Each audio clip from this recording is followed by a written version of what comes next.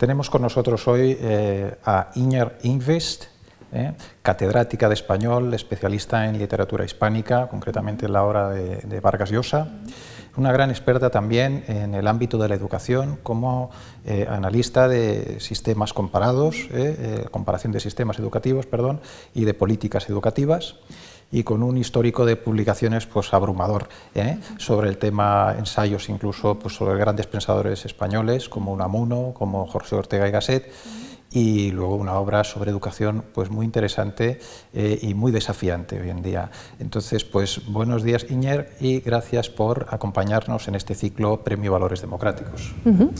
Buenos días y muchas gracias por invitarme. ¿Qué son para Iñer Enqvist los valores democráticos?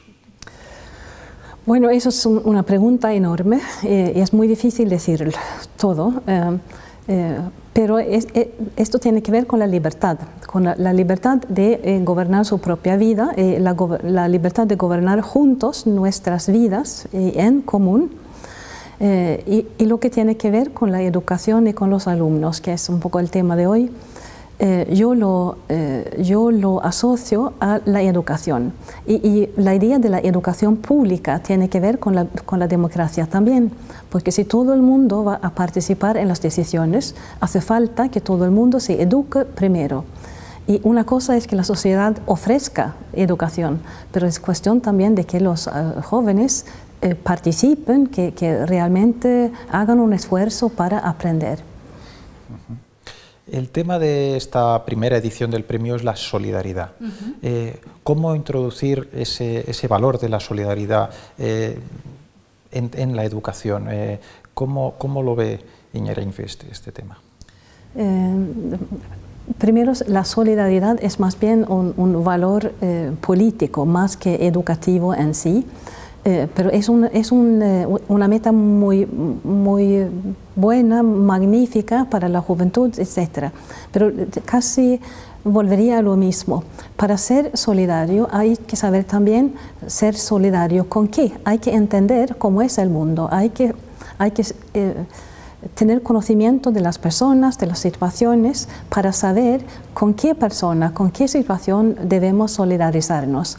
Si no, uno podría con buena voluntad participar o ayudar a personas, a situaciones, a tendencias más negativas que positivas. Es peligroso, es ser ignorante. Y yo diría, es el deber del joven intentar aprender durante sus años de colegio, de bachillerato, para poder poner su grano de arena con los buenos.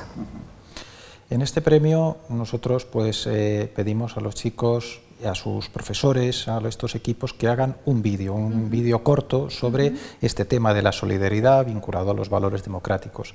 Les pedimos que sean creativos, esperamos su creatividad y sus ideas, pero también les desafiamos a debatir, a leer, les ofrecemos materiales, contenidos, para que efectivamente pues, puedan armarse de pensamiento, ¿no? ¿Qué mensaje le trasladaría a los profesores y a los propios alumnos que pueden ver este vídeo para efectivamente que le den un contenido a esa creatividad, para que pueda tener ese pensamiento, digamos, una fuerza, una consistencia? Bueno, se podría hacer algo que se hace normalmente en la escuela.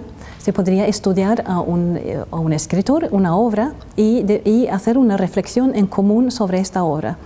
Se podría también estudiar una situación social o la situación de algún grupo de personas, de alguna región, de alguna ciudad, o estudiar la historia de un lugar en particular, y después hacer una reflexión en común sobre qué pasó, qué está pasando, cómo se puede hacer para mejorar la situación o cómo se pudo haber hecho en el pasado en cierta ocasión. Así que no tiene por qué ser algo diferente de lo que se hace, pero utilizar esa posibilidad para reflexionar y para también dar un testimonio de lo que se ha hecho en clase. Sería, por lo tanto, importante el papel del profesor como guía. Aquí en este premio queremos que no solo los alumnos trabajen, sino que tengan la guía de un profesor. Ese profesor que se ha visto muchas veces que es el puntal de muchos sistemas, ¿no? En ese sentido, ¿qué mensaje trasladaría a los alumnos también para que tengan ese profesor por referente, ¿no?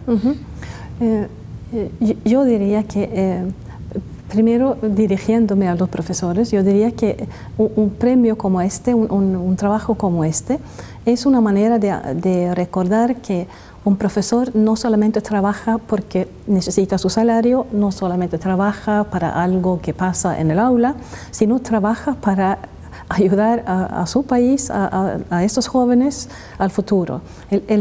En conexión con un premio como este, se ve que el profesor es un factor esencial para la sociedad, para el futuro de la sociedad, para la cohesión de la sociedad. Y un buen profesor ayuda a resolver problemas futuros que él todavía no sabe cuáles van a ser, pero echa las bases de una buena resolución de problemas en el futuro. El premio tiene la suerte de contar con el patronazgo de la Unión Europea. El propio comisario de la Unión Europea nos ha dado, digamos, pues ese aval, ¿no? Usted que conoce, perdona, tú que conoces tantos los sistemas educativos en Europa, ¿cómo es esta iniciativa a nivel, digamos, como replicable en otros sitios? O sea, como una iniciativa que ayude a potenciar esto, ¿no? O sea, me parece normal y corriente, y me parece muy importante que los jóvenes europeos sepan lo que sucede en otras partes de Europa. Perdóname, pero vuelvo otra vez a lo de la educación y las asignaturas que tenemos en la educación. Lo típico en la educación europea era estudiar lenguas primero, la lengua del propio país, y quizá inglés, francés, alemán, un poco como lenguas de tomar en común.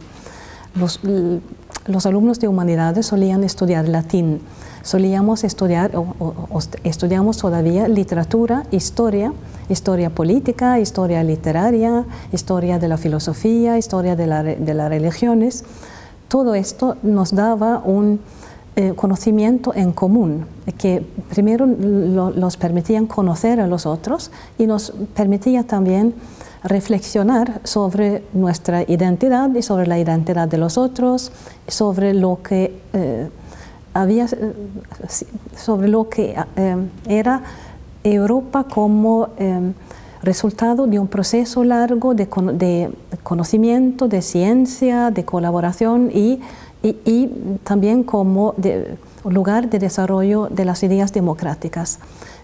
Para mí, una buena idea de llegar a todo esto es a través del conocimiento de la historia, de la literatura, de la historia de las ideas, para apreciar el camino que ha recorrido Europa y para reforzar ese camino y para que no se olvida.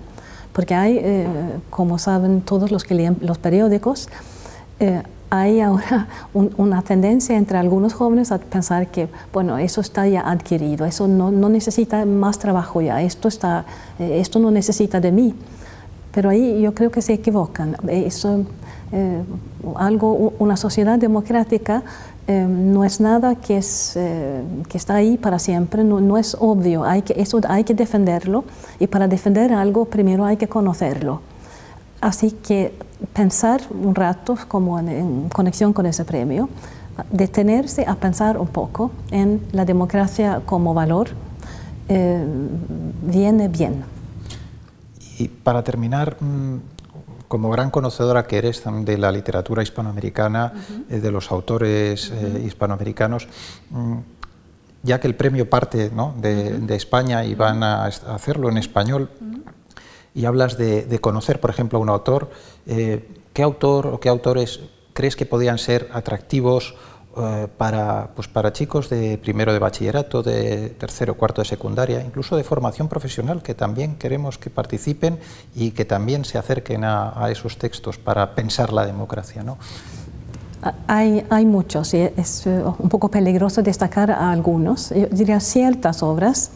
Por ejemplo, Crónica de una muerte anunciada de García Márquez es un libro magnífico para adolescentes, Algunos de los cuentos de Cortázar hacen pensar, y para los quizá de 18 años por ahí, La ciudad y los perros de Vargas Llosa también hace pensar sobre la responsabilidad del individuo precisamente en un colegio, o quizá una obra como Alejo Carpentier, Los pasos perdidos, que es como una saga de lo que es la persona humana, una reflexión sobre lo que es natural, lo que es artificial y lo que queremos hacer con nuestras vidas. Hay mucho que descubrir ahí. Pues Inger Ingvist, muchísimas gracias por tus aportaciones, que estoy seguro van a ser muy interesantes y atractivas para los participantes en el concurso. Gracias además porque hemos conseguido tenerte aquí entre tus viajes, múltiples viajes y compromisos, y te agradecemos mucho la gentileza de habernos atendido. Muchas gracias por haberme invitado.